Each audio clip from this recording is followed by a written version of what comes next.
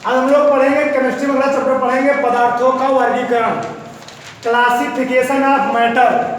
ठीक, इसी हम लोग कहते हैं द्रव्यों का वर्गीकरण भी कहते हैं। ठीक, तो पदार्थों का वर्गीकरण जो किया जाता है वह दो भागों में किया जाता है।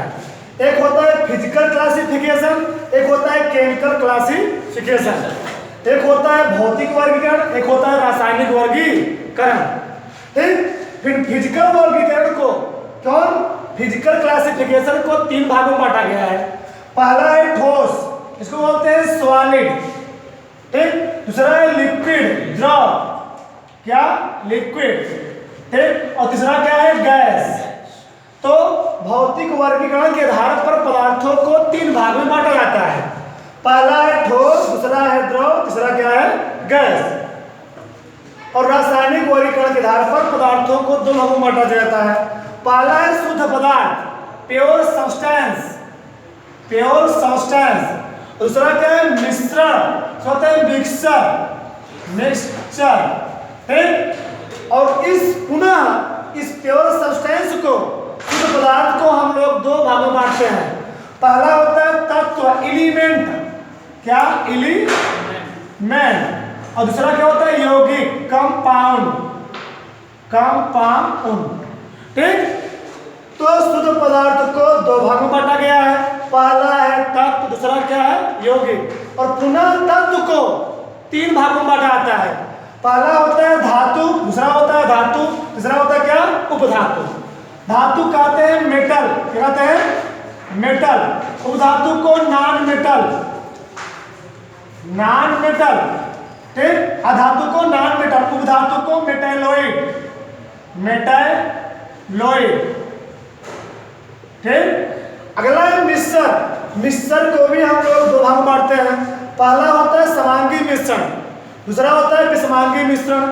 इसको हम लोग कहते हैं होमोजीनियस मिक्सचर, इसको कहते हैं हेटेरोजीनियस मिक्सचर। तो सब के बारे में थोड़ा थोड़ा हम लोग पढ़ेंगे विस्तार से यहाँ पर।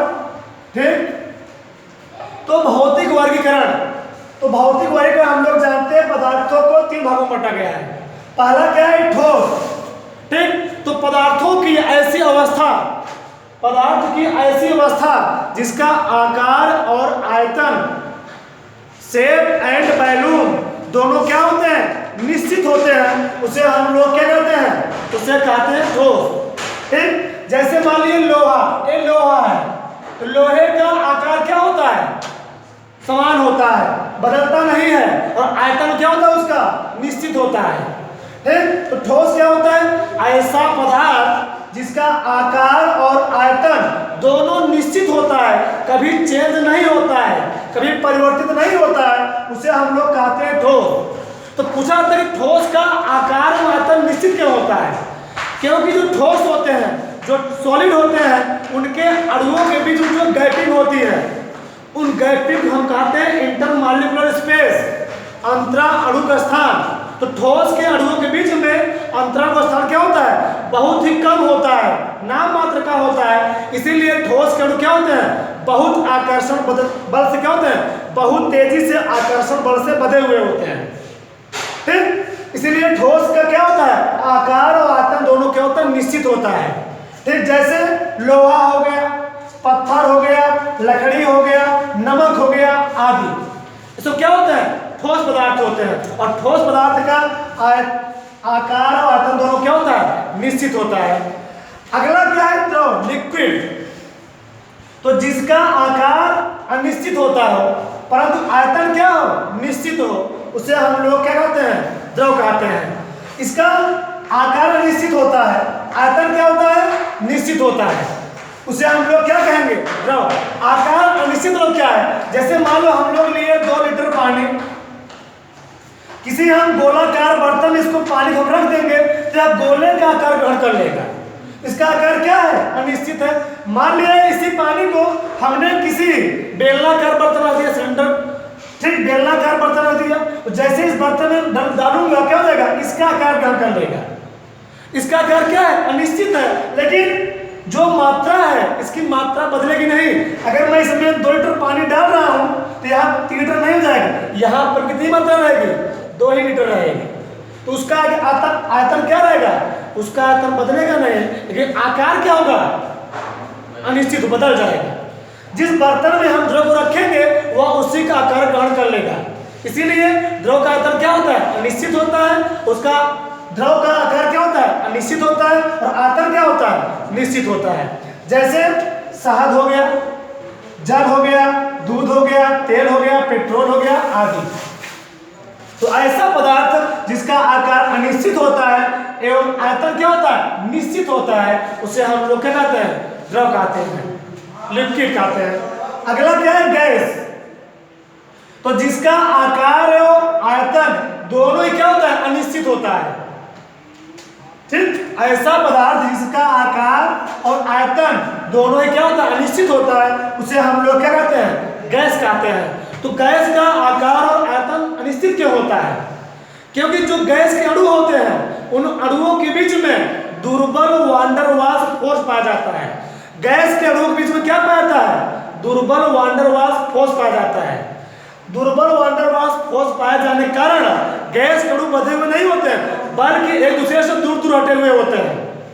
इसीलिए इनके बीच में गैपिंग क्या होती है, अंतराल अणु का स्थान बहुत अधिक होने की वजह से इनका आकार और आयतन दोनों क्या होता है, अनिश्चित होता है। जैसे वायु हो गया, हवा हो गया, ऑक्सीजन हो गया, धुआं हो गया, अमोनिया हो गया, मीथेन हो गया, एथेन हो गया, कोई भी गैस, सब क्या होते हैं, सब गैस होते हैं। अगला क्या है, तत्व, एलिमेंट। एलिमेंट क्या होता है, तो वे शुद्ध पदार्थ। तत्व क्या होता है, तत्व एक शुद्ध पदार्थ है। तत्व एक क्या शुद्ध पदार्थ है, तो वे शुद्ध पदार्थ जिनके अणुओं में एक ही प्रकार के परमाणु होते हैं, अर्थात जो तत्व होते हैं वह एक ही प्रकार के परमाणुओं से मिलकर बने हुए होते हैं, एक ही प्रकार के परमाणुओं से मिलकर बने हुए होते हैं, और उन्हें हम विभाजित नहीं कर सकते हैं, तत्व को तोड़ा नहीं जा सकता है। ठीक, तो तत्व परमाणु क्या होता है, जैसे हम लोग जानते हैं ये हाइड्रोजन है, ये हाइड्रोजन अणु है। ठीक, इसको हम तोड़ेंगे बनेगा H और H प्लस, तो ये हाइड्रोजन अणु है और ये क्या है, परमाणु है। तो ये परमाणु है, हाइड्रोजन दोनों परमाणु है, और ये क्या है, अणु है। ठीक, तो तत्व वे शुद्ध पदार्थ होते हैं जिनको हम किसी भी प्रकार के अन्य पार्ट में डिवाइड नहीं कर सकते हैं, और वे एक ही प्रकार के परमाणु से मिलकर बने हुए होते हैं, उनमें अन्य कोई तत्व या परमाणु नहीं होता है। ठीक, जैसे सोना हो गया, चांदी हो गया, ऑक्सीजन हो गया, हाइड्रोजन हो गया, नाइट्रोजन हो गया, कुछ भी हो गया, जितने भी एलिमेंट हम लोग जानते हैं। आधुनिक समय में आवर्त सारणी में मॉडर्न पीरियोडिक टेबल में 118 एलिमेंट हैं। क्या 118 एलिमेंट हैं। ठीक, अगला तत्व के प्रकार, types of element. Types of element, तो तत्व जो होता है तीन प्रकार होता है। पहला होता है धातु, दूसरा होता है अधातु, तीसरा क्या होता है, उपधातु। तो धातु क्या होते हैं, वे तत्व, ठीक, वे तत्व जो एक या एक से अधिक इलेक्ट्रॉन त्याग कर, वे तत्व जो एक या एक से अधिक इलेक्ट्रॉन त्याग कर धनायन बनाने की प्रवृत्ति रखते हैं, धनायन बनाने के कहते हैं क्षमता रखते हैं, उसे हम लोग क्या कहते हैं, धातु कहते हैं। ये हम ऐसे कह सकते हैं, ऐसे पदार्थ जिनमें विशेष प्रकार की होती है, चमक होती है, जिसमें विशेष प्रकार की आघातवर्धनीयता होती है, जिसमें विशेष प्रकार की तन्यता होती है, उसे हम लोग क्या कहते हैं, धातु कहते हैं। धातुओं में एक विशेष प्रकार की चमक पाई जाती है, उसमें आघातवर्धनीयता होती है, उसमें तन्यता गुण पाया जाता है।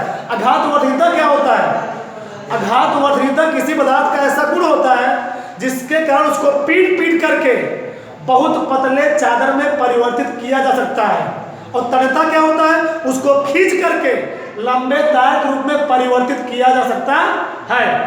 तो धातुओं में ये सब गुण पाए जाते हैं। कौन, चमक, चमक गुण होता है, आघातवर्धनीयता गुण होता है, उसके बाद क्या होता है, तन्यता गुण होता है। ठीक, इसीलिए धातु क्या होते हैं, जैसे सोना हो गया, चांदी हो गया, ठीक, एल्यूमिनियम हो गया, सब क्या होते हैं, सब धातुएं होती, क्या होती है, धातुएं होती हैं। जैसे मैग्नीशियम, मैग्नीशियम के बाहरी कक्षा में आउटर मोस्ट ऑर्बिटल होते हैं 2 इलेक्ट्रॉन, यह अपना 2 इलेक्ट्रॉन त्याग करके धनायन बनाने की क्षमता रखता है, इसीलिए मैग्नीशियम क्या होता है, धातु होता है। जो इलेक्ट्रॉन त्यागता है उसे हम लोग क्या कहते हैं, धातु कहते हैं, और जो इलेक्ट्रॉन ग्रहण करता है उसे क्या कहते हैं, अधातु। उसी प्रकार से एल्यूमिनियम हम लोग जानते हैं, जो हम लोग घरों में या बाहर हम लोग क्या होता है, तार का वायरिंग किया जाता है, ठीक, वो किसका होता है, एल्यूमिनियम का ही होता है अधिकतर मात्रा में, क्योंकि हमको कम लागत में आसानी से उपलब्ध हो जाता है। धरती के भूगर्भ में पाए जाने वाली सबसे अधिक मात्रा में धातु कौन सी है, एल्यूमिनियम ही है, ठीक। तो एल्यूमिनियम क्या होता है, धातु है।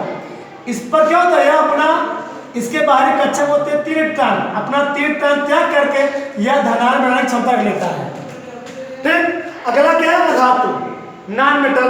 तो क्या होता है, वे तत्व जो एक या एक से अधिक इलेक्ट्रॉन ग्रहण करके ऋणायन बनाने की क्षमता रखते हैं उसे हम लोग क्या कहते हैं, उसे कहते हैं अधातु। जो इलेक्ट्रॉन ग्रहण करते हैं उसे कहते हैं अधातु। जैसे क्लोरीन हो गया, हैलोजन वर्ग के जितने एलिमेंट होते हैं, फ्लोरीन, क्लोरीन, ब्रोमीन, आयोडीन, एस्टेटिन, सब क्या होते हैं, सब ही अधातुएं होती हैं। और धातुएं कौन होती हैं, फर्स्ट वर्ग, आवर्त सारणी के फर्स्ट वर्ग के सभी तत्व कौन कौन से, hydrogen, lithium, sodium, potassium, rubidium, francium, calcium, ठीक, मैग्नीशियम, एल्यूमिनियम, सेकंड वर्ग के सब क्या होते हैं, फर्स्ट वर्ग एंड सेकंड वर्ग के सभी तत्व क्या होते हैं, धातुएं होती हैं, ठीक। और हैलोजन वर्ग के सभी तत्व क्या होते हैं, अधातु होते हैं। अगला है उपधातु। तो वे तत्व जिनमें धातु तथा अधातु दोनों प्रकार के क्या होते हैं, गुणधर्म मौजूद होते हैं, दोनों प्रकार के गुणधर्म प्रदर्शित होते हैं, उसे हम लोग क्या कहते हैं, उपधातु कहते हैं। जैसे एंटीमनी, जैसे बिस्मथ, Bi, आर्सेनिक, As, सब क्या होते हैं, सब क्या होते हैं, उपधातुएं होती हैं, ठीक। तो जब समान अवस्था में होती है, जो उपधातुएं होती हैं, जो समान अवस्था में होती है, यह अधातु तरह व्यवहार करती हैं। लेकिन जैसे इनको थोड़ा हुड दिया, क्या दिया जाता है, इनको थोड़ा हिट दिया जाता है, उसमें दिया जाता है, क्या होती है, यह धातु अवस्था में आ जाती है, ठीक। अगला क्या है, यौगिक, कंपाउंड। तो कंपाउंड क्या होता है, 2 या 2 से अधिक तत्वों को, जो यौगिक होता है वह 2 या 2 से अधिक तत्वों को निश्चित अनुपात में मिलाकर बनाया जाता है। जैसे जो जल होता है, क्या जल, हम लोग जानते हैं हाइड्रोजन के 2 अणु और ऑक्सीजन के 16 अणु मिलकर क्या होते हैं, जल के एक अणु का निर्माण करते हैं, ठीक। जैसे इसको हम काटें क्या, 1 संबंध 8 है, 8 आएगा, अर्थात जल का एक अणु जो होता है, जल का एक अणु हाइड्रोजन के 1 परमाणु और ऑक्सीजन के 8 परमाणुओं से मिलकर बना होता है, ठीक। तो एक निश्चित अनुपात है। तो जो यौगिक होता है वह 2 या 2 से अधिक तत्वों को एक निश्चित अनुपात में रासायनिक संयोग से मिलाकर बनाया जाता है, ठीक। जैसे जल हो गया, कार्बन डाइऑक्साइड हो गया, ठीक, अमोनिया हो गया, मीथेन हो गया, क्या होते हैं, सभी यौगिक होते हैं, कंपाउंड होते हैं। अगला क्या होता है, मिश्रण। यह क्या होता है, 2 या 2 से अधिक पदार्थों को किसी भी अनुपात में मिलाने से बना पदार्थ क्या होता है, मिश्रण होता है। जैसे धुआं है, धुआं क्या होता है, विभिन्न प्रकार की गैसें मिली हुई होती हैं, सल्फर डाइऑक्साइड, कार्बन मोनोऑक्साइड, ठीक, नाइट्रोजन, ऑक्सीजन, सभी प्रकार उसमें गैसों का मिश्रण होता है, ठीक। उसे हम लोग क्या कहते हैं, मिश्रण कहते हैं। तो वही 2 या 2 से अधिक पदार्थों को किसी भी अनुपात में मिलाने से बना पदार्थ क्या होता है, मिश्रण कहलाता है। जैसे वायु, बारूद, पीतल, धुआं, रक्त, हमारा जो ब्लड भी होता है, ब्लड भी कई प्रकार के पदार्थों से मिलकर बना होता है, तत्वों से मिलकर बना होता है। कौन, हमारा रक्त, ब्लड, ठीक। अगला क्या है, मिश्रण के प्रकार, टाइप्स ऑफ मिश्रण। तो मिश्रण जो होते हैं 2 प्रकार के होते हैं। पहला होता है समांगी मिश्रण। क्या, समांगी मिश्रण, इसको बोलते हैं होमोजीनियस मिश्रण। तो जिनके प्रत्येक भाग का संगठन तथा रासायनिक गुणधर्म क्या होता है, समान होता है, उसे हम लोग क्या कहते हैं, समांगी मिश्रण कहते हैं। जैसे मान लिया हमने कोई बनाया शरबत, क्या बनाया, शरबत, हमने पानी में चीनी मिला दिया, बन गया शरबत। तो शरबत का जो रासायनिक संगठन होगा, जितना शरबत के, मान लिया हम यहाँ से शरबत निकाल लिए, तो यहाँ से जितना मिठास होगा वहाँ यहाँ भी ऊपर भी उतना ही मिठास होगा। ये नहीं कि यहाँ खट्टा रहेगा, यहाँ मीठा रहेगा।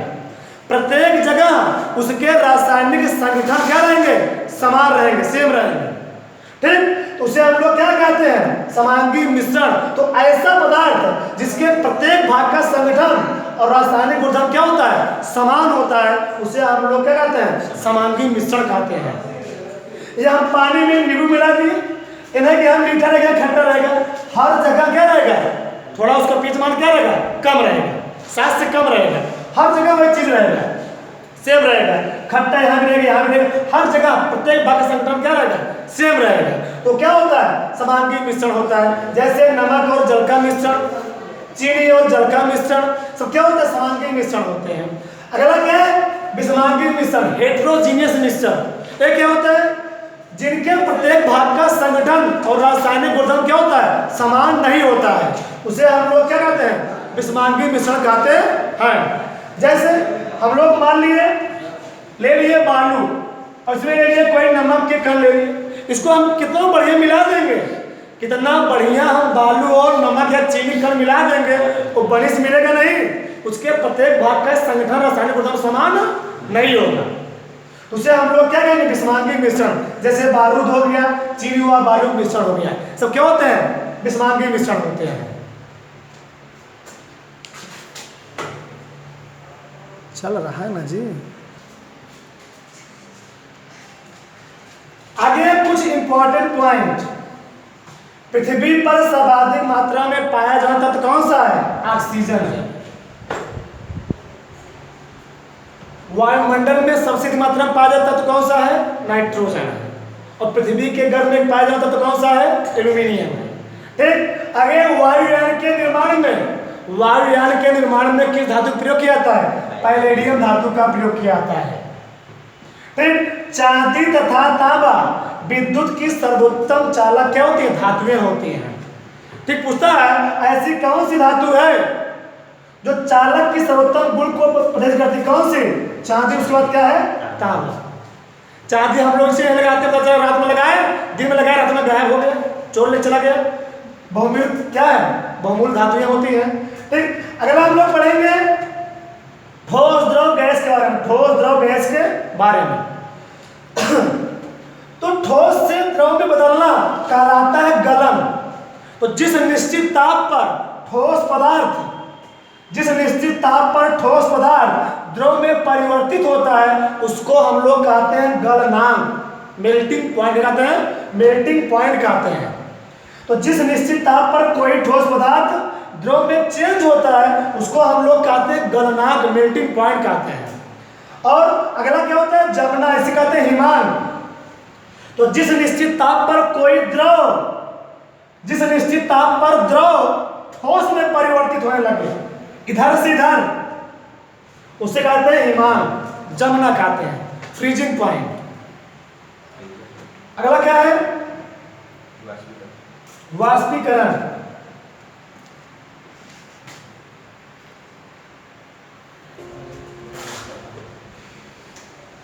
अगला है वाष्पीकरण।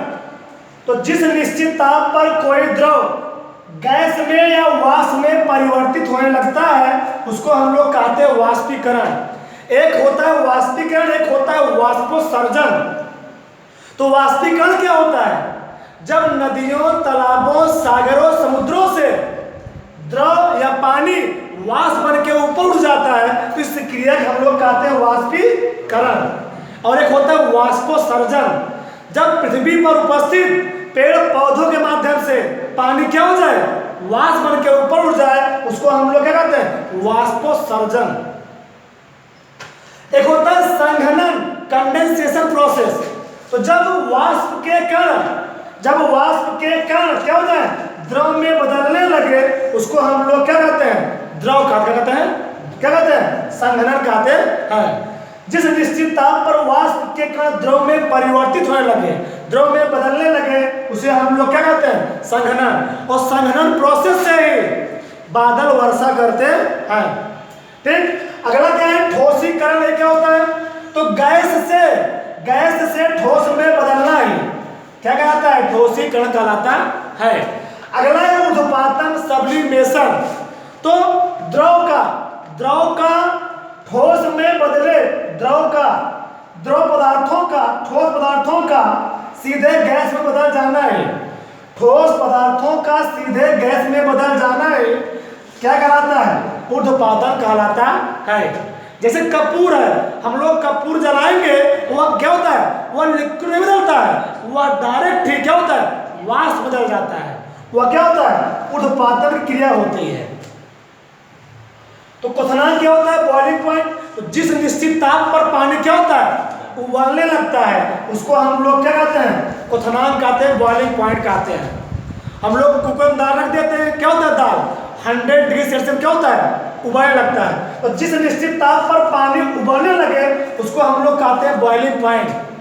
अगला क्या है? गलनांक। जिस निश्चित ताप पर पानी क्या हो जाए? जिस निश्चित ताप पर कोई ठोस पदार्थ क्या हो जाए? द्रव में बदल ले, उसे क्या कहते हैं? गलनांक कहते हैं। अगला क्या है? ऊर्ध्वपातन। तो जब कोई ठोस पदार्थ, उत्पादन क्या होता है? जब कोई ठोस पदार्थ द्रव में परिवर्तित हुए बिना, जब कोई ठोस पदार्थ द्रव में परिवर्तित हुए बिना सीधे गैस में परिवर्तित हो जाए उसे कहते हैं ऊर्ध्वपातन, सब्लिमेशन क्रिया कहते हैं। अगला क्या है? संघनन। क्या? संघनन, कंडेंसेशन प्रोसेस। ठीक, तो वाष्प से द्रव में बदलना है क्या कहता है? संघनन कहलाता है, कंडेंसेशन प्रोसेस कहलाता है।